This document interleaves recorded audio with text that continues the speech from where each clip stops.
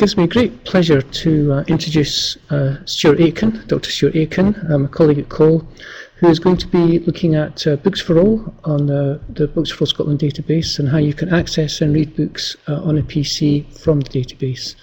So I'll just hand over to Stuart now, who's going to take us through the rest of the webinar. Hello everyone, Stuart here.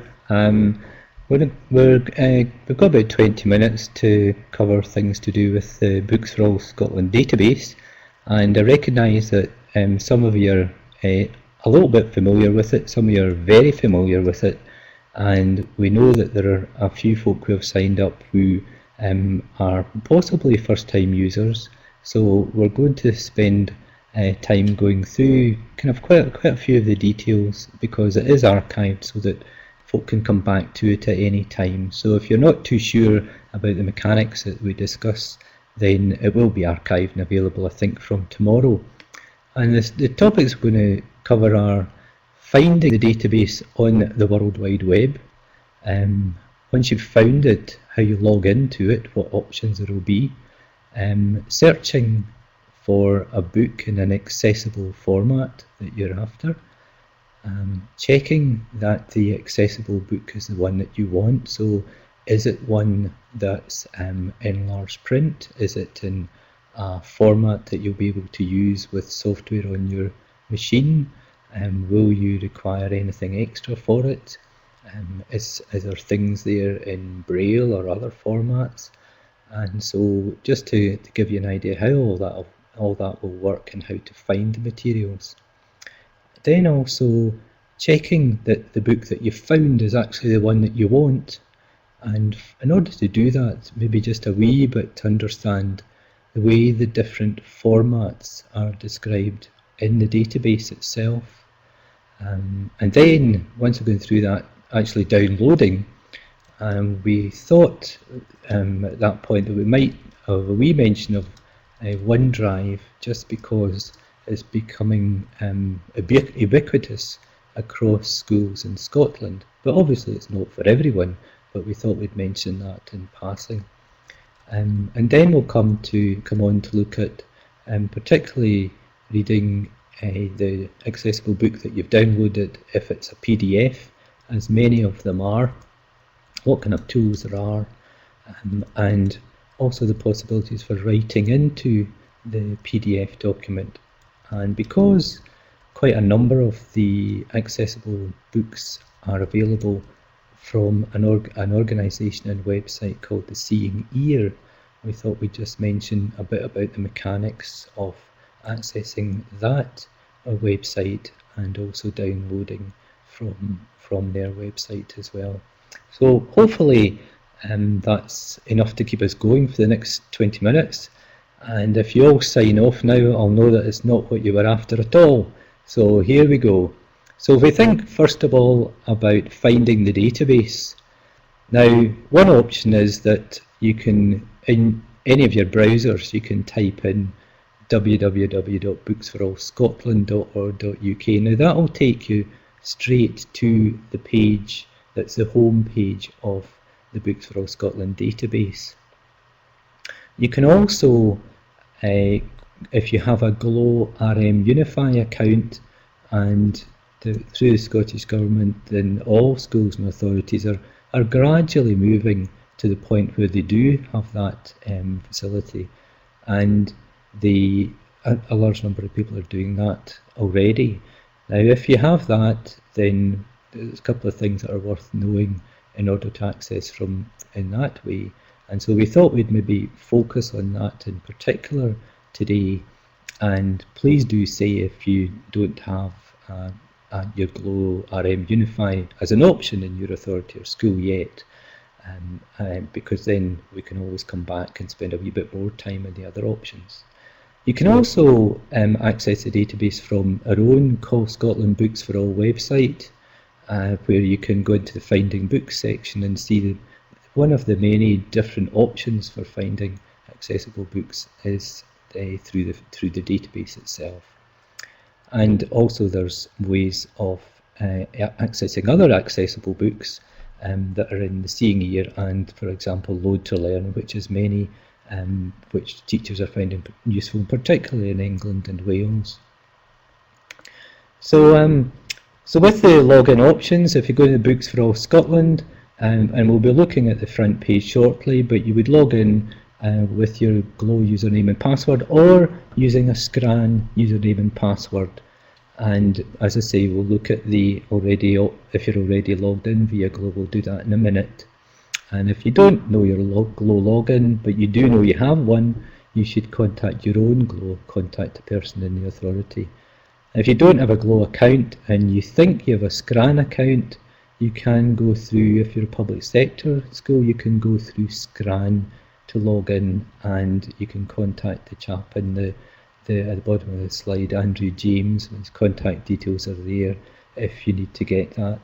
There are one or two options where we know that a parent has signed up for this webinar.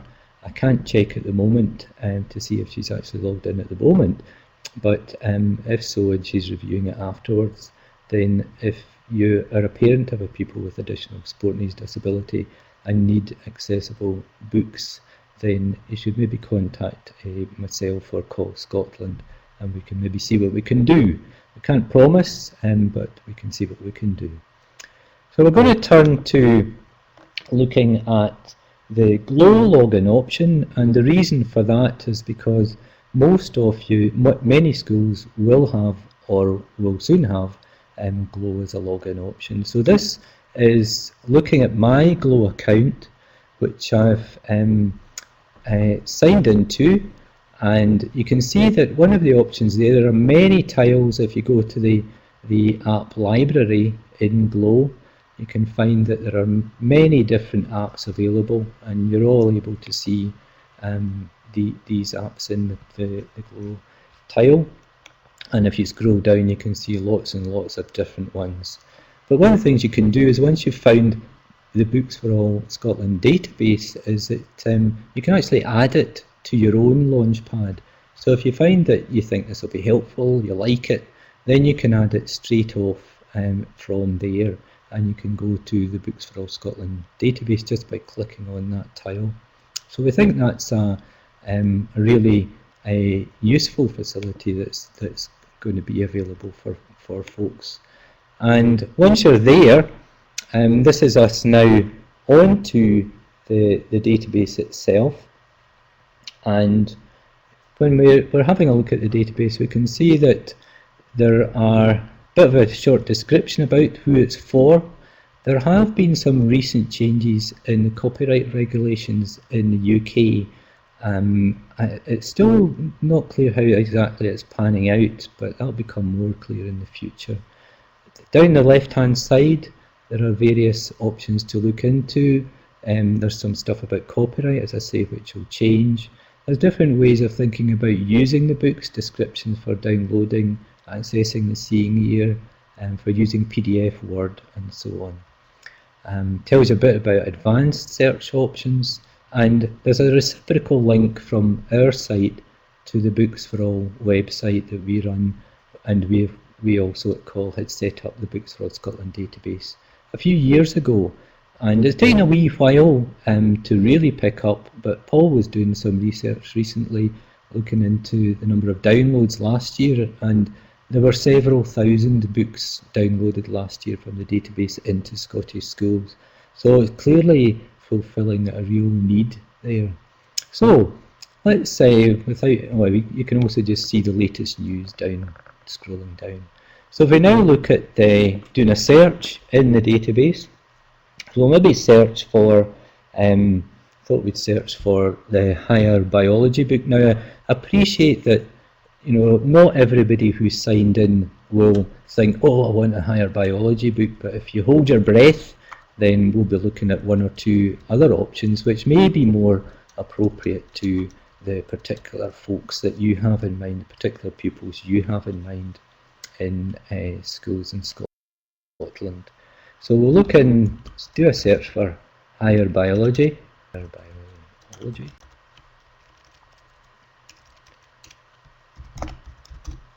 And click go, and you can see right away that the returns that are given you shows there are 15 records that have been found with higher biology in the title, and you can see also that some are things with answers.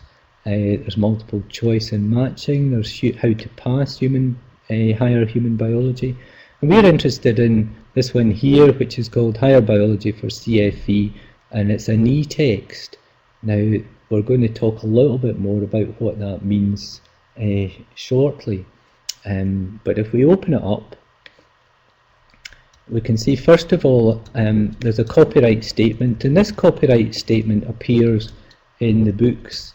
Now, although the copyright legislation has changed, it's still okay to have this statement in the book. It's not that the regulations have been more restrictive. If anything, they've been freed up a little bit to recognise that print disability isn't just about visually impaired or physically disabled people, and that's something we're really pleased has happened, and we think we've been helpful in that decision coming about. So the Hodder books themselves, this is a Hodder Gibson book, and these only used to appear on the Call Scotland website, where special permission had to be sought from us and we would send out the CD, but now we've been given additional permission from Hodder to house them with links to the database, and from there you can also download. So if we have a wee look at the record details, we can see that this is appropriate CFE level. It is the book we want. It's an e-text, and then in this case file format's PDF, and it says that there's publisher quality. Now that means that the PDF that this has been made accessible from has actually got very good print definition, and the contrast will be very good, and it will scale up better when it's magnified than if it was a scanned copy of a printed book. And so that's the one we want. And at this point we would click download. Now it's usually a good idea to do right click and save as, but you can, if you want, do a straight download.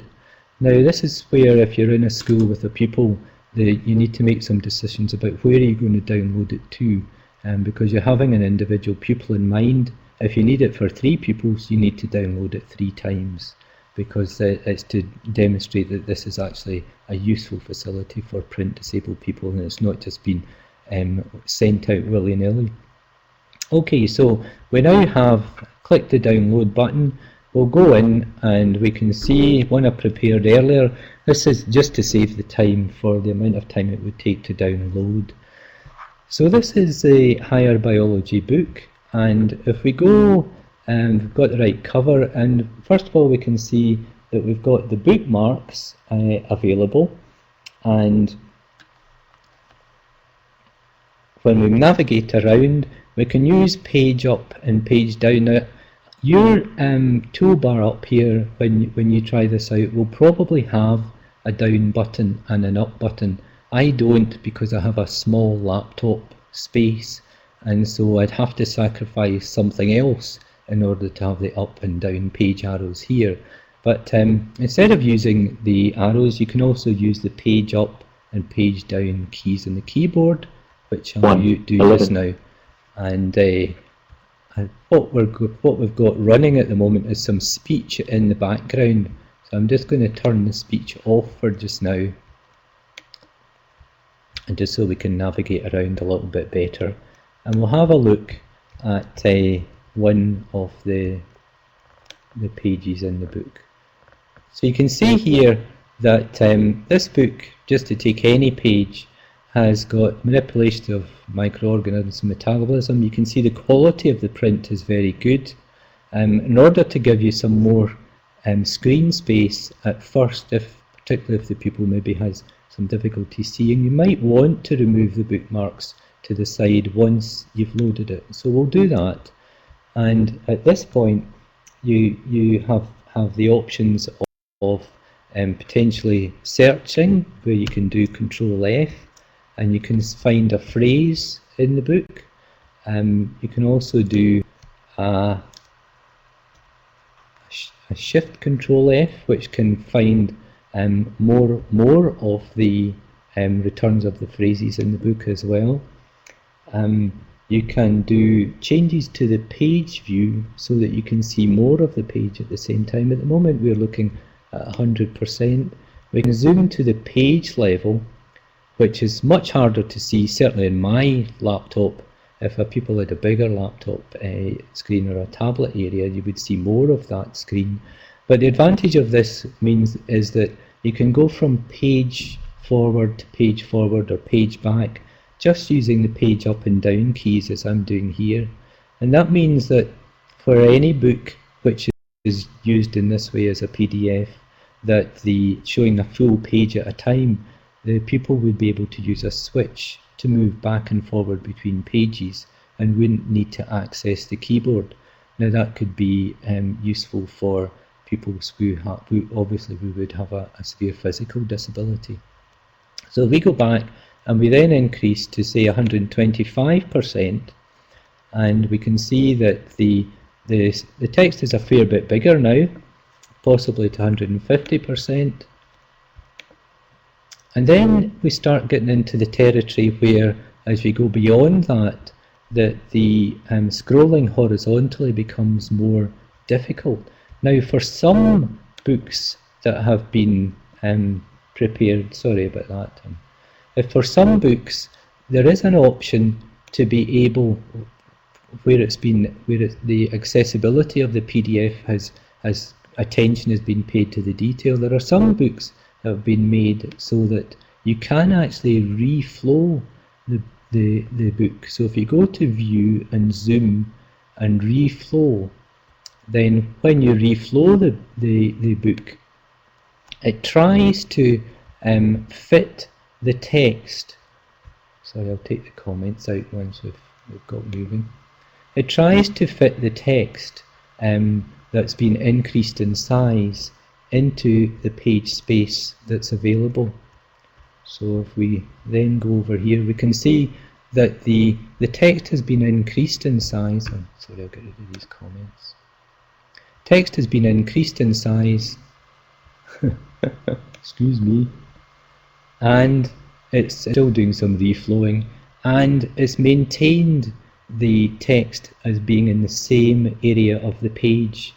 Now, it doesn't work with every book, but the ones that Cole have prepared, we've tried to pay attention to these accessibility criteria to maintain that within the PDF in adding bookmarks and in adding the navigation tags to make it easier for the software to understand where it is in the book. So we've got these options there. So at this point we'll maybe just switch from here and say that it may not always be possible for someone to have to increase the text big enough. So when we look at some of the other books, this is another one, an Oxford Reading Tree book that's been downloaded as a large print 36-point book. Now this was one that was made by Edinburgh Council some time back, and you can see that the print for this book is much bigger. So it means here straight away that you have the option of being able to have a magnified print of an already enlarged size. So there's quite a large number of large print books, and you'll know them by the file format is showing large print, and it might say large print 24, LP24, LP36.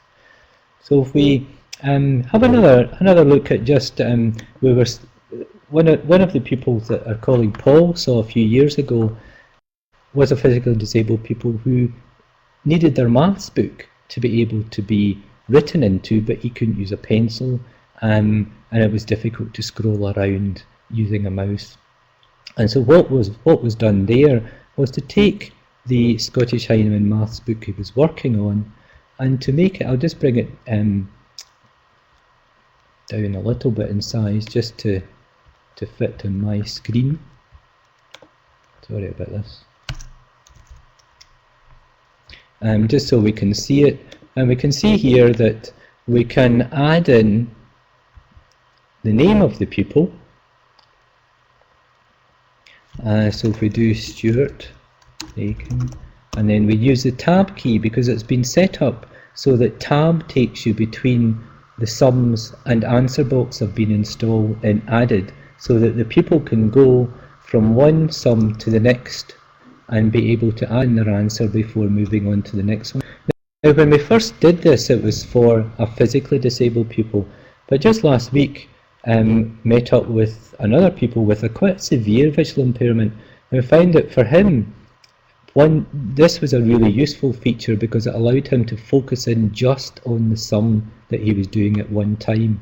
So it was increased in size to 400%, but he was able to then just look at that one sum and be able to do that. So what else can you do with the PDF? Well, if we were to just return to our original higher biology one of the things that we might want to have happen is to have text-to-speech. So there are different ways of doing this.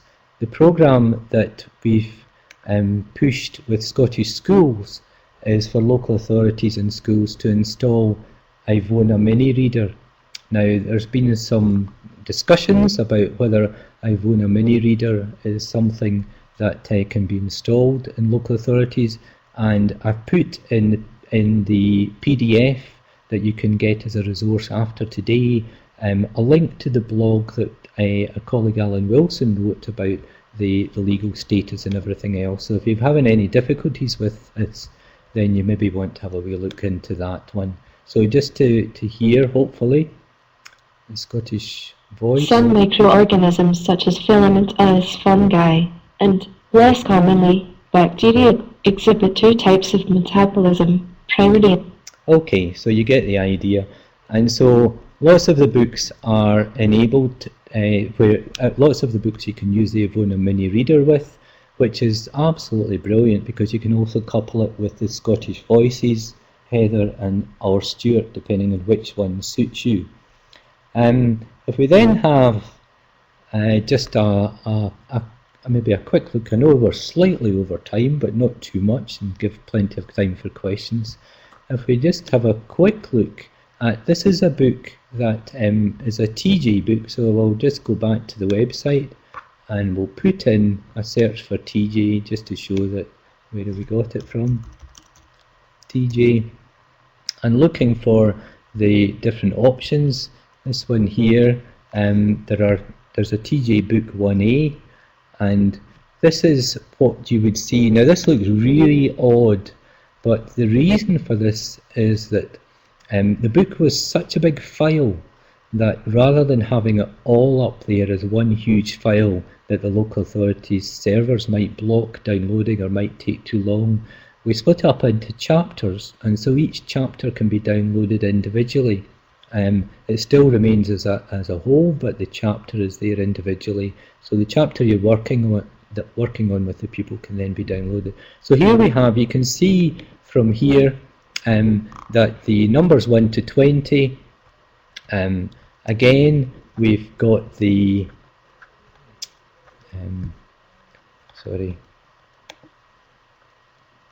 we can have the book up, we can have it downloaded. I'm just doing a quick demo on screen just now, but just to show you that we've also got the answer boxes available for the book 1A books as well. And so you can download each of these individually or as a whole to your device. And so I mentioned that we would have just also a quick look at the seeing ear, and Craig's given me the eye here, but I think it's okay to have another quick look at the seeing ear website. So just to mention that if we were looking at searching the database for a book that maybe was noted here but couldn't be downloaded here, then this is an example, the book Air Bridge. So if we look at Air Bridge, this is a book you can see is actually a seeing ear book, so it's available from the seeing ear. It gives you a link to the seeing ear, and it tells you how to get hold of it. So in some cases that you can get the book, you can join the seeing ear as an individual member. You don't have to be a teacher, it could be a parent, it could be somebody else, And the Seeing Ear website itself looks like this. So here you can go on the Seeing Ear website, and you can separately from the database, if you want, you can search for the book that you're interested in. So it might be, in this case, it's Hammond Innes was the author, and it's looking across all categories, whether it's the title, the author, the publisher, or whatever. And we can see that there's a book by Hammond Innes called The Air Bridge, and I'll need to sign in to get it. But instead of signing in, I've done it earlier. I've downloaded it earlier, and we'll just have a quick look at it. And in this case, it's a text file. Now, plain text files have advantages and disadvantages for their accessibility. So I'll just show you, for opening it, we right-click and open it with Microsoft Word. And we'll see first of all the disadvantages, and then I'll just say one or two things about the advantages, but it will then be time to turn over to have some questions if that's helpful to folks. So AirBridge is loading. It could be you're loading it onto an iPad, but we're talking about PCs today. So there we go. So it's given me some options. I'll just say OK, and I'll make it a bit bigger for everyone.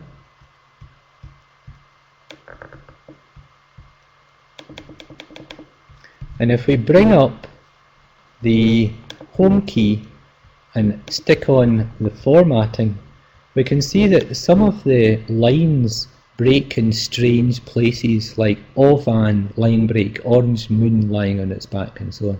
And so the downside is that plain text is what you get. The upside is that you can at least very quickly increase the size if you use some of the word literacy tools. So we're going to change it to a web layout on the little button in the bottom, near the bottom right, and we're going to make it a very big file. So we'll then turn off the page formatting, and you can see that without doing anything else, at least you can quickly provide a large print version of the book, at least large print on screen. A little bit more work, we'd turn it into something that was a lot better, changing the background colour and so on as well. But with that, you've got a quick way of obtaining a plain text book. Plain text has other advantages as well, in that it can go straight into be read in a Kindle, even the old Kindles, and then you can manipulate with using the ordinary Kindle navigation tools to make it large print, increase the line spacing, increase the width spacing, and make it generally much more available. You can email it to pupils straight onto the Kindle, and you can also add it in a USB stick or other. So I think at that point we'll maybe just stop for questions. I've run over by a few minutes, and just open it up to anyone who's got anything to ask. Now, Craig's been keeping track of any comments or questions. Yeah, thanks for that, Stuart. I've actually enabled everyone's microphone, so if you want to, you have a microphone plugged into your computer, you just click on the green microphone icon on the top bar, then feel free to speak and ask Stuart a question, but if not, just type into the text box. Paul's typing one just now. But otherwise, we haven't had any other questions.